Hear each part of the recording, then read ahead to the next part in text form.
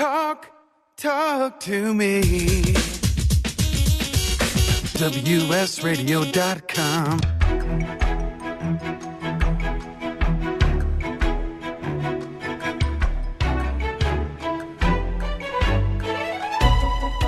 The San Diego Council on Literacy brings you Literacy for All with your host, Jose Cruz. Welcome to the show. I'm Jose Cruz, and this is Literacy for All, our radio show on WS Radio. Our guest today for this segment is Michael Nimer. He is the manager from MOTIV, and he's going to tell you about his organization, the mission of the organization, and what they're trying to do with it.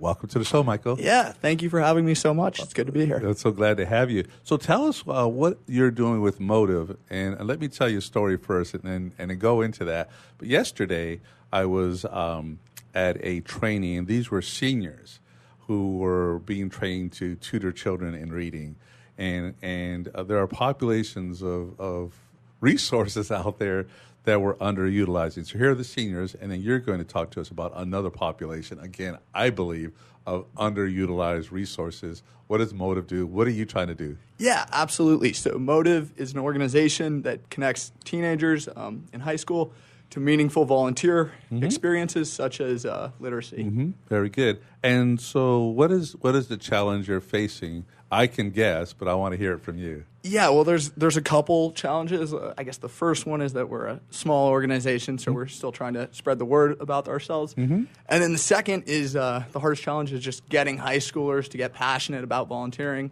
and to get out there. Okay, very good, because I did actually think of that one, because there are a couple of obstacles, and it makes your job tough. And one of them is, yes, teenagers want to do other things. They have school, they have activities, and then there's this opportunity, of course, plenty of them, for them to be engaged in their community. But also, I think sometimes do you come across resistance from other agencies, adults, for example, who are saying, we really can't use the young people? Yeah, definitely. There's a big issue, I think, with I guess the liability, the big L word. Organizations are sometimes worried about taking on 14-year-old volunteers, and they don't want to deal with the hassle of it. So what this has created is it hasn't always been easy for teenagers to find meaningful volunteer experience. So we thought MOTIV could come in and make it easier. Exciting. What's the youngest age volunteer or person in the MOTIV program? Yeah, so right now 14 is the minimum age, but we're trying to expand that to middle school this year, hopefully. And how many do you have volunteers who are on a waiting list to be put somewhere? Yeah, so the way it works is it all works through a one-stop website. Say you wanted to buy a plane ticket, you would go to kayak or kiwi.com, and it would show all the different airlines there. So now imagine you're a high schooler and you want to be volunteer. You go to motivsandiego.org, and it pops up a whole bunch of different volunteer experiences. And then from there, you can sign up. So there's not a wait list, but there are teens on that site who want to volunteer, and the more volunteer opportunities we have on the site, the easier it is for them to pick one that fits their interest. Very good. So when people go online, and tell me the website address while we're doing this. Yeah, it's MOTIV, MOTIV, sandiego.org. Very good. They go there. There are agencies that are already registered with you that would receive that referral directly, automatically? Yes. Okay. Yeah. All right. Excellent. Right now, there's 6 agencies. So, for example, there's a Surf Rider, which is a beach cleanup. There's Kitchens for Good, which is a cooking program. Familiar with both of those, yeah. And then we are just sort of we go based off the high school calendar. So we're starting up for the year and always looking to add more opportunities. So give me 2 examples of what you do, let's say, with Kitchens for Good or with Surf Rider. Yeah, sure. So Kitchens for Good takes food waste, and then they bring it to their kitchen and try to get it out to those who need the food. They also have a catering program that offsets some of their costs, so they're not as reliant on grants. And I think really the coolest part of the Kitchens for Good program is that their chefs, who are really well-trained chefs, are people who have dealt with homelessness or been incarcerated. So when our volunteers come in, they're getting trained by that chef who's been rehabilitated through the Kitchens for Good program. So your volunteers are actually being trained by the chefs, And are they volunteering to serve food or prepare food or? Yeah, so they actually help in the kitchen there. We do have, so I think serving seniors is a good example where it's, you serve the food, but Kitchens for Good is neat because they actually get to be there in the kitchen and get some cooking tips while they're at it. Nice. And you said waste, but what you meant was ex surplus food? Yes. Not like, throwing away food. Oh, no. Yeah, trying to get what would be waste if it were not redistributed. Absolutely. Very good. And so how about with Surfrider? Yeah, Surfrider's a beach cleanup. So they do a bunch of other stuff, but that's the project our teens sign up for. So they can, there's a couple one-off days, and then they have beach cleanups every 2 weeks at different locations. And you can, any teen can show up in the morning. It's 3 hours, and they help clean up the beach. And I would think you'd want a lot more agencies that were registered with you. Is that something that you're working on? Yeah, I would say there's the two sides to it. Is one, getting more quality agencies to sign up, and then also the flip side is getting more teens to sign up. Really good. And so how are you doing your outreach to the teenagers? Yeah, so the teenagers with the start of the school year, I'd say we have two main ways. One is we have what's called a Teen Service Ambassador Program. It's sort of similar to a year-long internship. And that is a program based around fellowship where teens volunteer throughout the year. And we're actually still accepting applicants for that. So if you're a teen out there and interested, I would encourage you to contact me and apply. Very good. And then, for the non-volunteer side of it, that's just me. I go out, I research organizations. There's organizations that we've worked with in the past and analyze them and see if they'd be a good fit, and then go meet with them. So how are you doing your outreach? Are you going out to high schools and doing presentations? How are teenagers hearing about you? Yeah, absolutely. So I said one through sorry, I got a little sidetracked on your last question. One is through the ambassador program, and then the second one is that we'll be launching this sort of year-long campaign in October.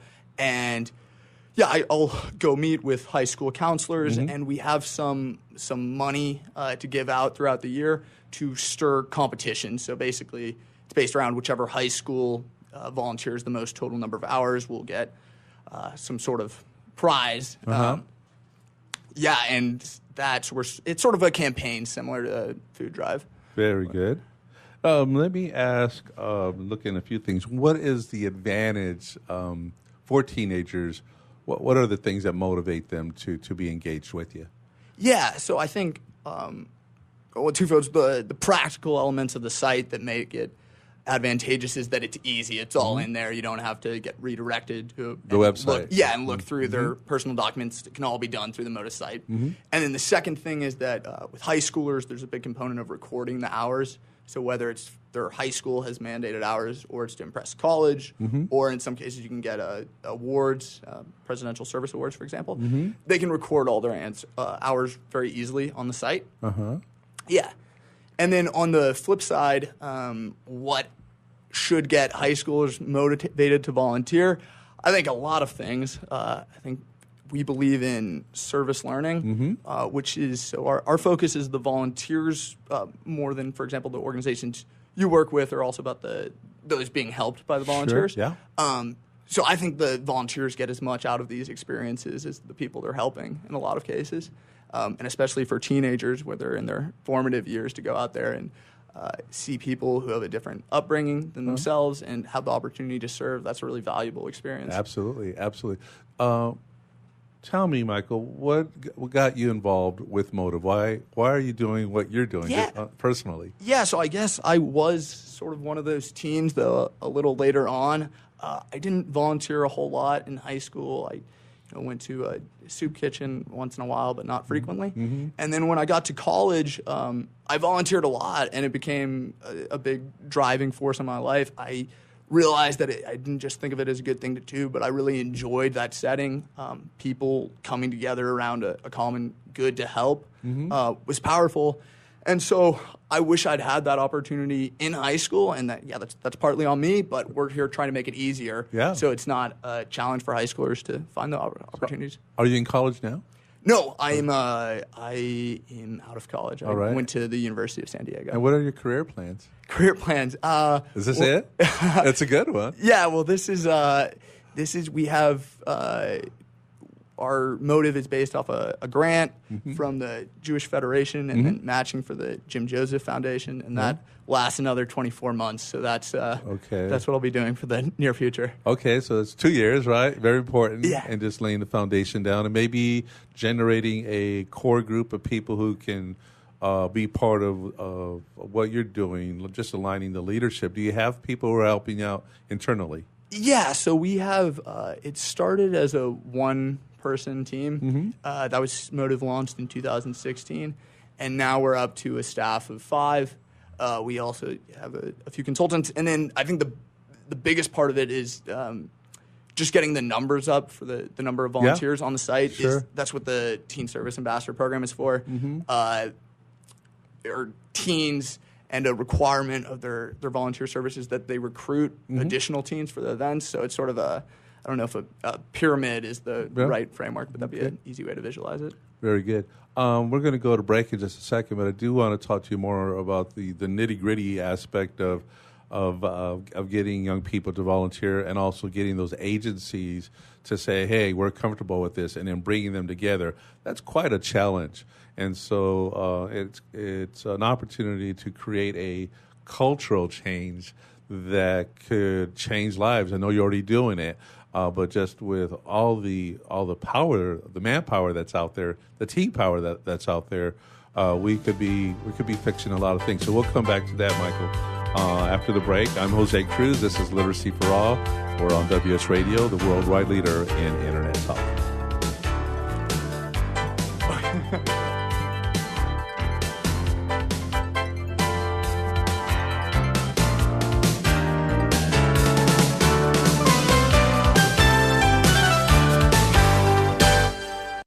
I've heard this is like one of the best pizza spots in town. Yes, it is. I'll do a slice of pepperoni, slice of vegetarian. You got it. And I will pay for all of that in 3 days. In 3 days? What's that mean? Well, wait, you accept credit cards. That money's not going to hit your account for 3 days anyway. I need my money quicker. At Chase, we hear you. With Express Funding, card payments are in your Chase account the next business day. Go to chase.com/expressfunding. Chase for business, so you can. Compensated participation. All businesses are subject to credit approval. Not all clients are eligible for next business day funding, and additional terms, conditions, and restrictions apply. Donate cash, furniture, clothes, and other gently used household items to Father Joe's Villages and get a nice tax break in April. Every donation is tax deductible. Believe you can make a difference. Be Father Joe. Go to neighborhood.org or call 1-800-HOMELESS to donate today. Life is full of misadventures, from car crashes to home fires to getting choked out on the mat. Yes, I said getting choked out because I'm Carlos Kramer, jiu-jitsu competitor, MMA and media personality, and mild-mannered insurance agent. You can follow my adventures on Kick-Ass Radio, and I can protect you from life's misadventures at Kramer Insurance. Home, auto, life, business, and workers' comp. We're at KramerINS.com, and I want you to join my world. Identity theft costs over $20 billion a year. When was the last time you changed all of your passwords? Don't be a victim. The nonprofit Securing Our eCity Foundation is here to support you. They serve individuals, families, seniors, businesses, and nonprofits throughout San Diego, helping to make a safer cyber experience for all. For more information, visit securingourecity.org or call 619-630-2444. Too much to do? Not enough time to get it done? Call on the experts at Another 8 Hours for your business support needs. By partnering with Another 8 Hours, we allow you to focus on the more important matters, like being in front of your clients, doing what you do best, rather than being stuck at a desk poring over paperwork, rummaging through emails, returning phone calls, and struggling to get everything done by yourself. Meanwhile, your family and social life are going down the drain. Go to another8hours.com or call 8 more hours. That's 866-734-6877. Hi, this is Rob Barnett, VinVillage.com, where wine lovers connect. Be sure to tune in weekly to Vin Village Radio for exclusive, in-depth interviews with the who's who in wine and food. Securing Our eCity Foundation is a nonprofit organization focused on cybersecurity awareness and education. Formed in 2011, their mission is to enable every San Diegan to live, work, and play safely in the cyber world. For more information, visit securingourecity.org or call 619-630-2444. securingourecity.org, 619-630-2444. securingrecity.org.